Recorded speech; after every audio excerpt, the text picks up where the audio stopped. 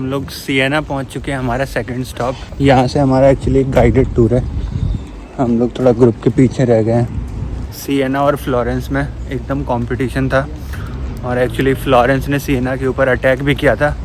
उसको जीतने के लिए 2-3 बार अटैक किया था। बहुत सारे एफर्ट के बाद फाइनली फ्लोरेंस ने जीत लिया था सिएना को। तो ऐसा कुछ दिखता है ये सिएना। ऐसे कुछ गलियाँ देखती हैं इसकी।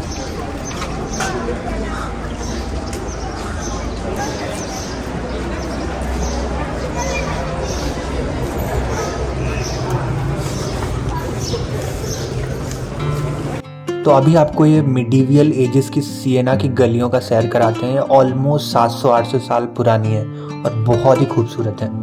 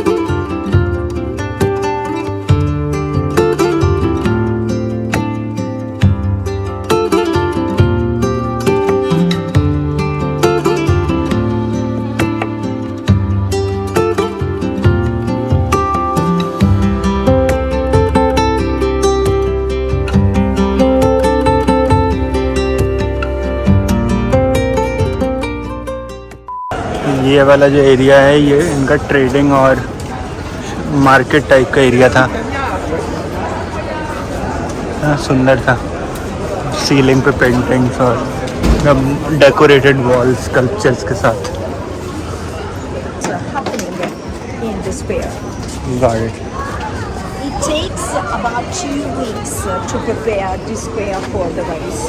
You see how they have one. ये जो स्क्वायर देख रहे हैं आप, सिएना का सबसे इम्पोर्टेंट स्क्वायर है, पाओलो दी सिएना बोलते हैं। यहाँ पे हॉर्स रेसेस हो रही हैं अराउंड 15-16 सेंचुरी से। और जेम्स बॉन्ड की एक मूवी है क्वांटम ऑफ सॉलिस, उसका भी शूटिंग लोकेशन यहीं पे था क्योंकि इन्होंने 3 वीक में बनाया था।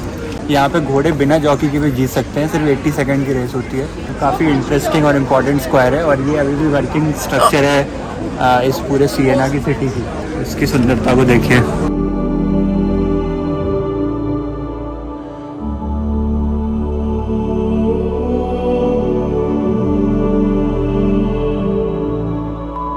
और सिएना थोड़ा लकी भी था, सेकेंड वर्ल्ड वॉर के टाइम पे ये कुछ ही सिटीज़ में से एक सिएना ऐसा था जिसका कि सेंट्रल स्क्वायर डिस्ट्रॉय नहीं हुआ था, तो बचा रह गया। S20 में क्यों बचा रह गया था, जैसा फ्लोरेंस का। ये है सिएना का मेन कैथीड्रल, फ्लोरेंस से भी ज़्यादा सुंदर लग रहा है यार। इसको 500 साल बने बनाने में बट यहाँ पे जो भी आप स्कल्पचर्स वगैरह देख रहे हैं वो सब रेप्लिकाज हैं। एक्चुअल वाली फ्लोरेंस के जैसा यहाँ भी म्यूज़ियम के अंदर है। अब भी हम इसके अंदर जा रहे हैं। तो ये है भाई सिएना का चर्च, बहुत ही मैग्निफिसेंट है।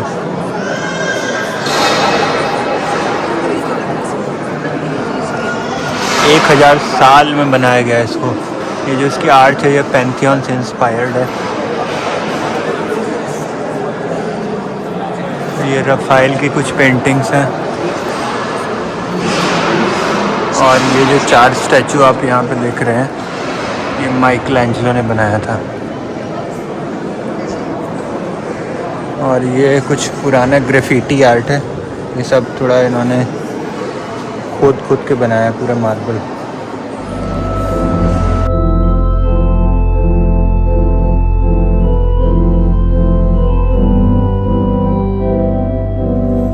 तो हम लोग फाइनली चल के आ चुके हैं पीसा। यहाँ पे 3 मेन इम्पॉर्टेंट चीज़ें हैं। लीनिंग टावर तो सबको पता ही होगा, और दूसरा एक है वेपिस्ट्री और एक है डुओमो। हाँ तो मैं पिज़ा यूनिवर्सिटी के बारे में बता रहा था। बहुत इम्पोर्टेंट यूनिवर्सिटी थी और बहुत ही नामी गिरामी यूनिवर्सिटी थी और आज भी है। और अभी हाल फिलहाल में पिज़ा यूनिवर्सिटी से पिछले 30-40 साल में 2 लोगों को नोबेल प्राइज़ भी मिल चुका है। और ये वही यूनिवर्सिटी है जिसमें गैलीली प्रोफेसर थे। फाइनली एंटर कर रहे हैं हम पिज़ा के मेन स्क्वायर में। और ये रही सारी चीज़ें जिसके लिए हम लोग इतने दूर से आए हैं। इन नज़ारों का मज़ा लीजिए आप। ये है पिज़ा की पहली इमारत जिसको कि बोलते हैं बेपिस्ट्री। और ये जो सामने मेरे दिख रहा है ये है डुओमो।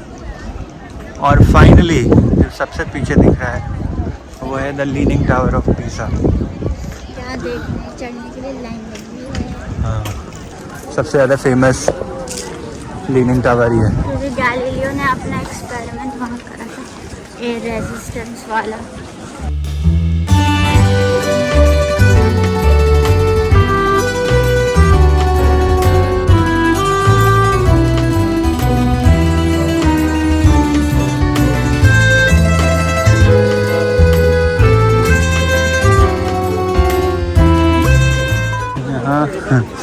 अपनी लीनिंग टावर्स फ़ोटो लेने से ज़्यादा इंटरेस्टिंग है और लोगों को पिज़ा के टावर के साथ फ़ोटो लेते हुए देखना है। देखिए भाई साहब खिंचा रहे हैं कुछ तो।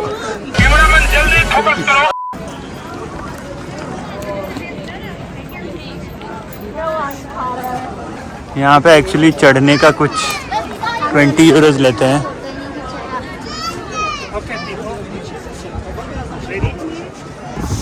ये है एंट्रेंस इनके डुओमो की।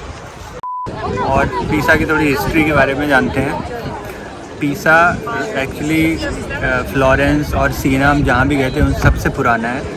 एंशंट रोमन्स जो थे वो इसको पुराना सिटी बोलते थे, तो आप समझ सकते हैं। तो ये एक एंशिएंट सिटी था और इसकी जो लोकेशन थी बहुत स्ट्रेटेजिक थी क्योंकि ये सी के पास है, तो इसलिए ट्रेड रूट्स वगैरह ये लोग पूरे कंट्री से ट्रेड करते थे।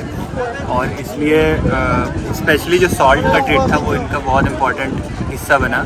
फिर इनकी लड़ाई हुई फ्लोरेंस से बहुत सारा, बट इवेंचुअली फ्लोरेंस ने इस सिटी को जीत लिया था। फिर कुछ 11-12 सेंचुरी के आसपास ये सारी बिल्डिंग्स बनना स्टार्ट हुई और सबसे iconic leaning tower of pizza आप सब देख ही सकते हैं। एक्चुअली में अगर हिस्टोरिकली आप देखें तो ये जो चर्च है जिनका डुओमो है वो सबसे पहले बना था। उसके बाद बेपिस्ट्री बनी थी और उसके बाद ये लीनिंग टावर ऑफ पिज़ा बना था। पिज़ा का जो टावर है वो 1173 में बनना स्टार्ट हुआ था और जब इसके 3 फ्लोर बने थे तभी से ये टेढ़ा है। आपको ऐसा लग रहा होगा कि ये 7 वंडर्स और दुनिया के अजूबों में है, बट ये शुरू से ही ऐसा था। तो इसके जब पहले 3 फ्लोर किसानों ने बनाए थे तभी से टेढ़ा था। फिर कुछ 100 साल तक इस पर कोई काम नहीं हुआ। फिर सेकंड और थर्ड टाइम इस पर अटैम्प्ट किया गया और आप देख सकते हैं जैसे इसकी जो लेफ़्ट हैंड साइड है इसकी जो पिलर्स हैं वो ज़्यादा लंबे हैं। उससे कोशिश किया गया उसको स्टेबल करने का, बट फिर भी नहीं हुआ।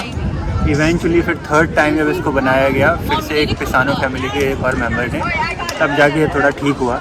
लेकिन 19वीं सेंचुरी में फिर से गिरने वाला था और ये 20 साल के लिए बंद कर दिया गया था, बट फिर इससे थोड़ा बहुत रिस्टोरेशन हुआ और ये आज एकदम सेफ है, चढ़ने लायक है। और एक और फन फैक्ट, जो ये बेपिस्ट्री है वो एक्चुअली 3 मीटर ज़्यादा ऊंची है इस लीनिंग टावर ऑफ पिज़ा से। देख सकते हैं सब बहुत खूबसूरत है। इसके अंदर अगेन रोमनिस्क स्टाइल और रेनेसांस स्टाइल में आपको बहुत सारी पेंटिंग्स वगैरह दिखेंगे। हमारे पास थोड़ा कम टाइम है, 1 ही घंटे का टाइम था, इसलिए आप लोग नहीं गए। और ये बेपिस्ट्री भी काफ़ी सुंदर दिखती है। मुझे सबसे सुंदर यही लगे। इस पे भी गॉथिक स्टाइल है थोड़ा। हाँ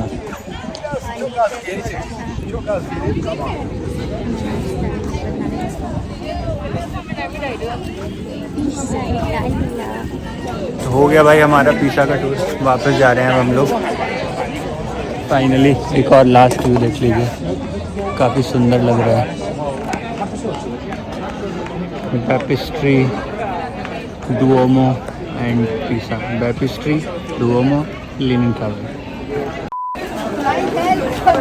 धूप देख रहे हैं, 7:30 बजे हैं। एक अच्छी बात है यहाँ की सड़क के दुकान होगी, आप हिंदी में शॉपिंग कर सकते हैं यहाँ पे। आपको लगे आप गुड़गांव में खड़े हैं।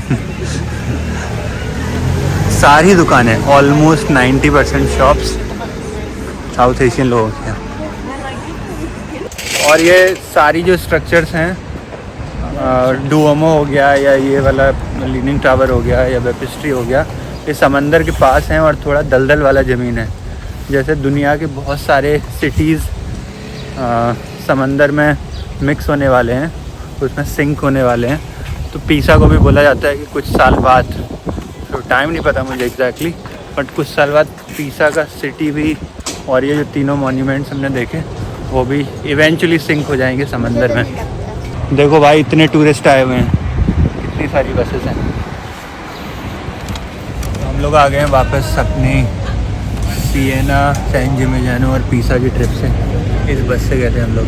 बस अभी हम जा रहे हैं वापस, अपने होटल जाएंगे, 9 बजने वाले हैं। कल एकदम सुबह निकलना है हमें रोम के लिए। तो ये आ गया हमारा डुओमो इन द नाइट।